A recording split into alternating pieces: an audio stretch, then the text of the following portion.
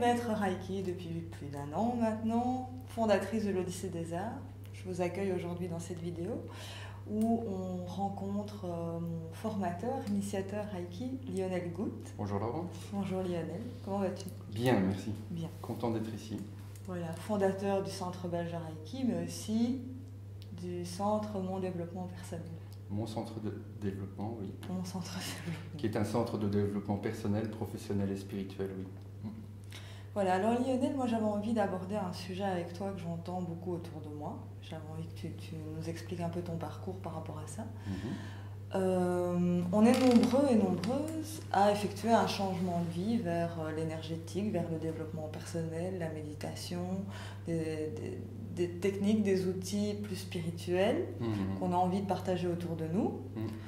Pour certains, ça engendre des changements professionnels assez importants aussi, et même dans la vie de tous les jours avec leur famille. Et voilà, moi je voulais savoir un petit peu avec toi, comment ça s'était passé? Qu'est-ce que tu faisais avant d'être initiateur, formateur Reiki? Voilà. Ok, le résumé de mon parcours, c'est d'abord que je suis né en France, en Bourgogne, dans un berceau familial où mon père était ouvrier, ma mère était l'aînée de 12 dans une petite ferme familiale.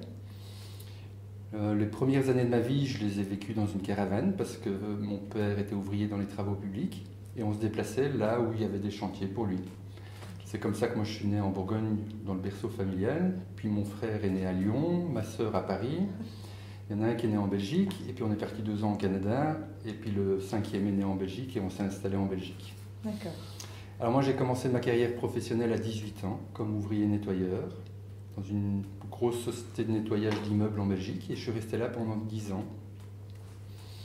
J'ai rencontré Monique, mon épouse, j'avais tout juste 17 ans, elle avait 16 ans.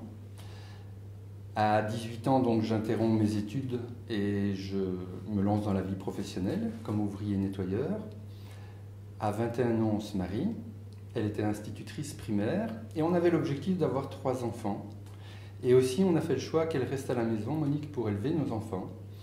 Et donc, quand elle a été enceinte d'Aurélie, nous avions 22 ans alors, j'ai pris une activité complémentaire le soir. Et donc, après ma journée de travail, de nettoyage, je rentrais vite à l'appartement, je me changeais, je ressortais en costume cravate avec ma petite valise et puis j'allais sonner aux portes pour vendre des plans d'épargne et des assurances vie. Une bonne école de vie, j'ai fait ça pendant 4 ans et ça m'a plu, ça a fonctionné. Si bien qu'à certains moments, je gagnais plus en activité complémentaire qu'en activité principale. Entre-temps, chez Semstobel, où je suis resté 10 ans, je suis devenu manager du service technique. C'était ma première expérience de management, ça. Et donc, je me suis dit, commercial d'un côté, pas de limite aux rentrées financières, plus je vends, plus j'ai de commissions. Manager, j'aimerais bien devenir manager dans le commercial. Ouais. J'ai quitté Semstobel, je suis rentré chez Swiss Life, où je voulais devenir manager. J'ai été vendeur pendant 2 petites années, et puis j'ai eu ce que je voulais. Je suis devenu manager d'une équipe de commerciaux. Je suis resté 13 ans chez Swiss Life, et en finalité, j'avais la fonction de directeur commercial, avec 6 managers et 60 vendeurs. Et puis il y a une restructuration, tout le service commercial a été licencié collectivement. Ils m'ont proposé d'autres fonctions de salarié, mais qui ne me convenaient pas.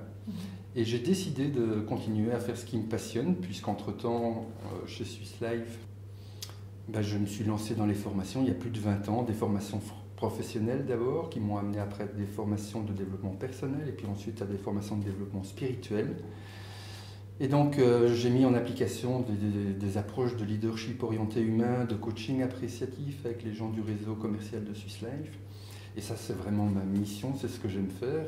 Et j'ai donc décidé de continuer à faire ça, mais comme indépendant. Et donc c'était en 2002, ça fait 13 ans que j'ai le plaisir, la joie de continuer à faire ça. J'ai essentiellement donné des formations dans les entreprises, en communication assertive, écoute empathique, gestion de l'excès de stress. Et donc, c'est des formations que tu as commencées en tant que toi, manager, etc., pour pouvoir gérer ton équipe. Exactement. Et dans lequel, au final, à un moment donné, tu as trouvé du développement personnel. Voilà, ça m'a amené à ça, effectivement. Et le spirituel, par exemple. Et donc, je donnais des formations et je faisais du coaching comme salarié de Swiss Life pour les salariés de Swiss Life, les gens du réseau commercial, dont j'étais responsable. Et depuis 2002, 13 ans maintenant, j'ai continué à le faire comme indépendant. Et alors le Reiki, l'approche de soins énergétiques, j'ai toujours senti en moi que j'avais quelque chose depuis que je suis tout petit, mais je n'osais pas trop en parler. Et puis ce n'est que vers l'âge de 40 ans que j'ai osé en parler à quelques personnes. On était un soir dans un groupe de pratique après une formation à nous entraîner. Il n'y avait que 3 personnes avec moi. Et je ne sais pas ce qui m'a pris, j'ai eu le courage de leur parler de ce que je chantais dans mes mains. Que mes mains étaient parfois attirées spontanément vers une partie ou l'autre du corps d'une personne qui en avait besoin. Je m'attendais un peu à ce qu'ils me jettent des cailloux, qu'ils me brûlent sur le bûcher. Mais non, ils m'ont dit que ça ressemblait au Reiki et du coup j'ai commencé à lire des livres, à m'intéresser. J'ai cherché un enseignant, puis j'ai fait les formations Reiki à 10 ans. Dès que j'ai été initié au premier degré, eh bien, j'ai proposé, j'ai fait des soins énergétiques. Et 3 ans plus tard, quand j'ai été formé comme enseignant, j'ai commencé à donner les formations.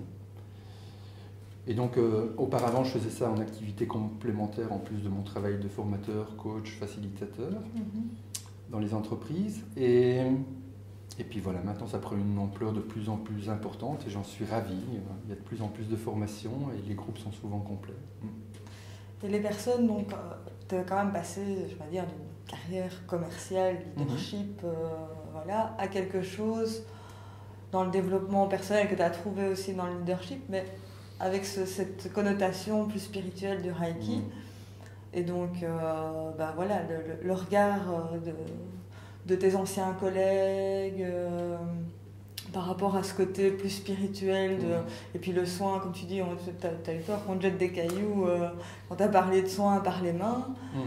Comment est-ce que tu as dépassé, toi, est-ce qu'il y a eu des situations vraiment où tu as dû te justifier de ce changement ou Je me souviens en tout cas qu'il m'a fallu des années avant de faire le choix de mettre que j'étais praticien, oui, et enseignant Reiki dans mon CV.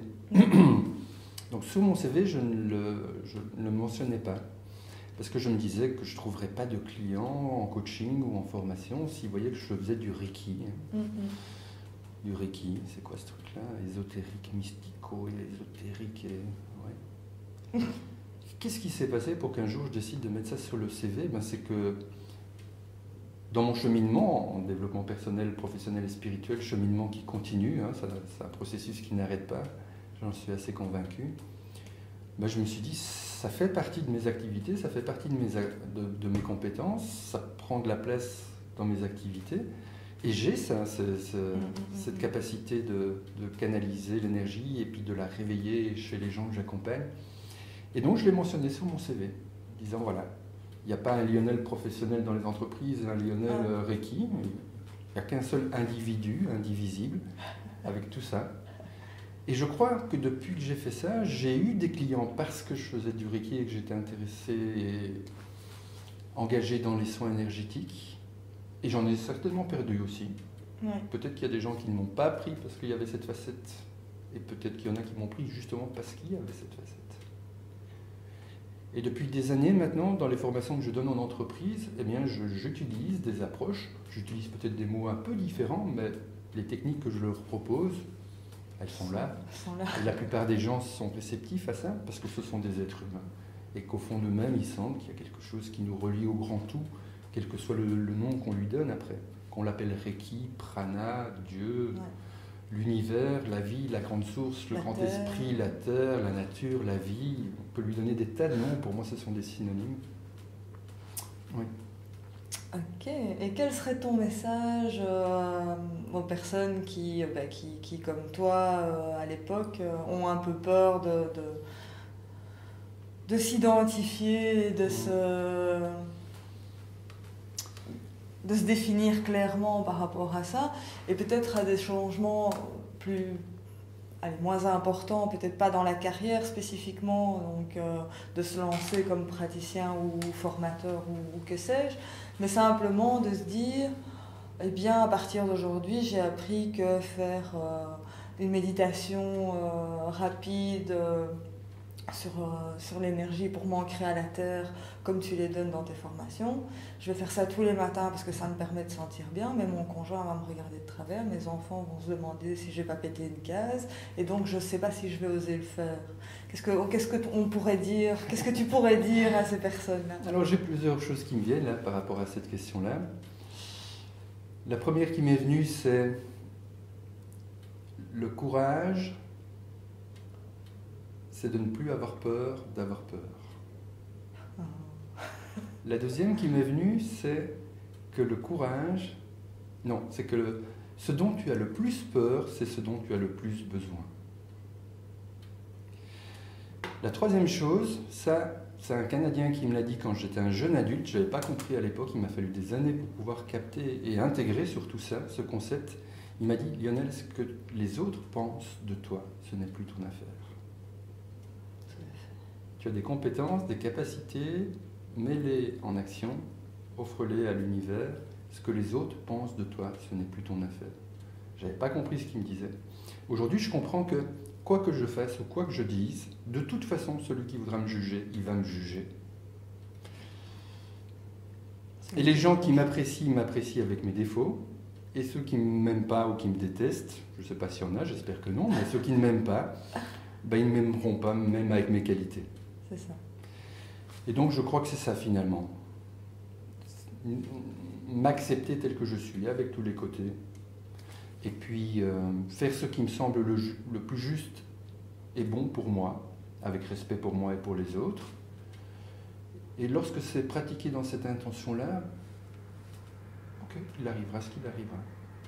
Et donc, tu vois, aujourd'hui, Laurence, lorsque j'ai un choix à faire ou une décision à prendre, j'utilise mon mental pour analyser. Avant, je ne faisais que ça d'ailleurs. Et si mon mental me dit, aujourd'hui en tout cas, si mon mental me dit va à droite, mais qu'après je me pose et j'écoute ce que me dit mon cœur, mon intuition, mon ressenti intérieur, et que là, la réponse est va à gauche, si je suis mon mental et que je vais à droite, ça va me revenir dans la tronche comme un boomerang à une vitesse incroyable. Donc j'apprends de plus en plus à ressentir et à suivre la voie de mon intuition, de mon ressenti intérieur. La voix du cœur. La voie du cœur. Ben, merci Lionel, j'espère qu'on a pu aider des personnes autour de nous, apporter une petite réponse à ce niveau-là. Où est-ce qu'on peut te retrouver dans tes activités pour les personnes qui auront envie d'en savoir plus sur Lionel? D'accord, donc il y a un site internet qui est le centre belge de Reiki.org. Il y a une page Facebook aussi, le centre belge de Reiki.